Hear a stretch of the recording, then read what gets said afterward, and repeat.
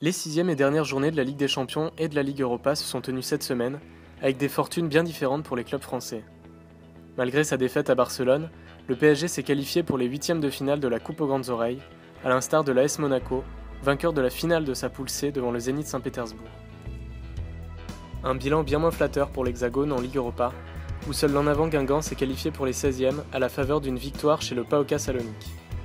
En revanche, le LOSC et l'AS Saint-Étienne, vaincus par Wolfsburg et Dniepropetrovsk, sont sortis par la petite porte.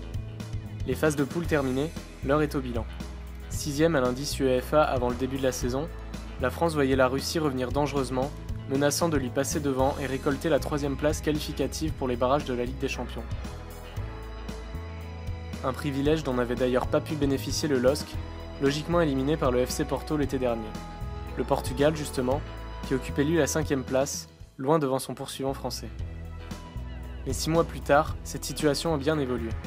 Tout d'abord, la France a pris ses aises sur la Russie, qui compte désormais plus d'1 point de retard. Mieux, le retard pris sur le Portugal depuis le début de la décennie s'amenuise. Depuis le début de la saison, les clubs français ont rapporté près de 7 points et demi, contre 6,5 pour les Portugais. Si l'écart de 10 points au général reste encore conséquent, il devrait l'être beaucoup moins à l'orée de la saison 2015-2016. Car l'année prochaine, les résultats de la saison 2010-2011 ne seront plus pris en compte dans le classement général de l'indice UEFA. Une saison durant laquelle le Portugal avait fait exploser les compteurs, en totalisant 18,8 points, grâce notamment à une finale d'Europa League FC Porto Sporting Braga. Ces résultats mis à part, la France se rapprocherait à moins de 2 points du Portugal.